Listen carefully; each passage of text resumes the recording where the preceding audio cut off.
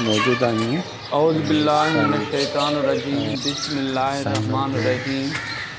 माहिना मोहम्मद सुलेमान आरी जो अॼु 4 जुलाई 2025 जो ॾींहुं आहे।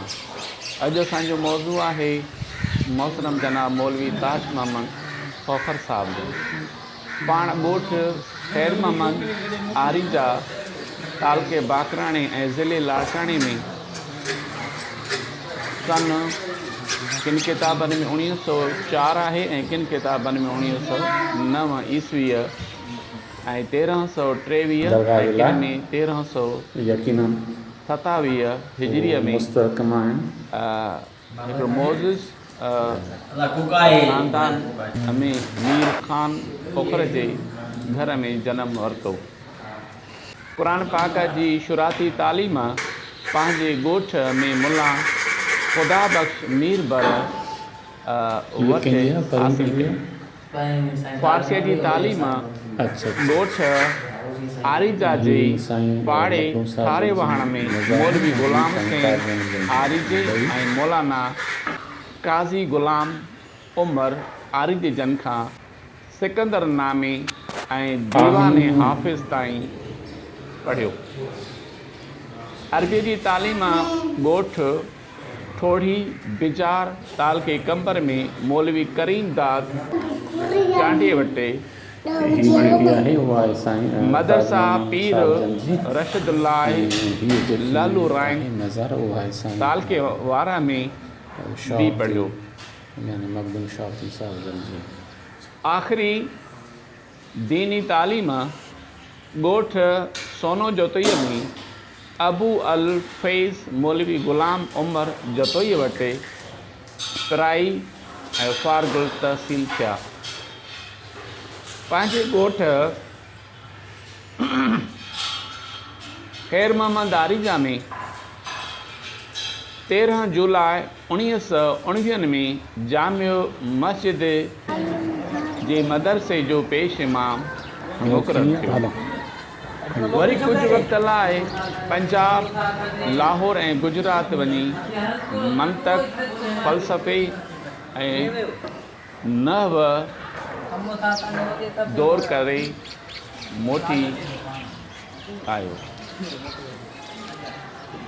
वरी मोटी अचे पंहिंजे ॻोठ ख़ैर मोहम्मद आरीजा में ख़िदमतूं जारी रखियूं ऐं मदरसे शम्सुल उलूम जो क़याम विधो। वरी कुझु वक़्त लाइ मदीने शरीफ़ तशरीफ़ खणी विया, जिते 2 साल रही करे मौलाना अब्दुर्रऊफ़ मुहद्दिस मदनी ऐं मौलाना अब्दुल बाक़ी मुहद्दिस मिस्रीअ वटि दौरे हदीस मुकमिल करे इल्म हदीस में सनद हासिल कया आहिनि।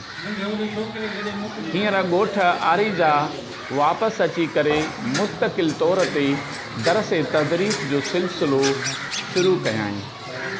संदसि कुझु शागिर्दनि जेके मशहूरु मारूफ़ आहिनि उहे ही आहिनि: मौलवी अब्दुर्रहमान सेहड़ो ॻोठ कंदर वारा सेहड़ा तालुको ॾोखरी, मौलवी मोहम्मद इसाक़ चन्नो ॻोठ गाजी देरो तालुको ॾोखरी, मौलवी अब्दुल समद मेतलो ॻोठ ॿुढो वहाण तालुको ॾोखरी, मौलवी ग़ुलाम मोहम्मद भुट्टो ॻोठ आबड़ी तालुको कंबर, मौलवी अज़ीज़ लाह फ़ोखर संदसि सोट, मौलवी अमीर बख़्श फ़ोखर संदसि भाउ, मौलवी फैज़ मोहम्मद बुरड़ो ॻोठ हकड़ा तालुको ॾोखरी, मौलवी शफ़ी मोहम्मद पीरज़ादो ॻोठ वकड़ो तालुको ॾोखरी, मौलवी मोहम्मद कासिम कल्होड़ो तालुको कंबर, मौलवी मोहम्मद सुलेमान बुघियो काराई तालुको ॾोखरी, मौलवी अल्लाहदास कल्होड़ो ॻोठ ख़ैर मोहम्मद आरीजा। संदसि 12 किताब लिखियल आहिनि। संदसि कुझु तसनीफ़ात ही आहिनि: रहबर फ़ारसी सिंधी ज़बान में, रहनुमा अरबी सिंधी ज़बान में, तोहफ़े सिकंदरी सिलसिले ज़िक्र पीर पागारा बाबति इल्म मीरास ऐं फ़तवा लिखण में तमामु घणो उबूर हासिल हुयसि, तंहिं करे फ़तवाउनि जो बयान भी लिखिया आहिनि।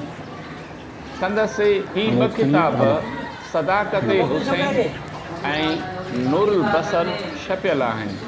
पाण सिंधी, अरबी ऐं उर्दूअ में शेर चवंदो हुयो। शाइरीअ में संदसि तख़ल्लुस रज़ाई आहे। संदसि खे नूरुल्लाह, नसरुल्लाह, करमुल्लाह 3 पुट ऐं नियाणी जो औलाद आहे। संदसि जी वफ़ात बरोज़ सूमर 11 वॻे सन 1962 किन किताबनि में 1963 ऐं किन किताबनि में 1964 ईस्वी ऐं 1382 हिजरीअ में 55 सालनि जी उमिरि में वफ़ात कई। संदसि क़बर मुबारक मस्जिद लॻे मखदूम शहाबुद्दीन मंगरीअ जी मज़ार सां गॾु आहे। किताब लाड़काणो माज़ी ऐं हाल मुसन्निफ़ डॉक्टर मेमून अब्दुल मजीद सिंधी सुफ़ो 136 ऐं सुफ़ो 137 जज़ाकल्ला।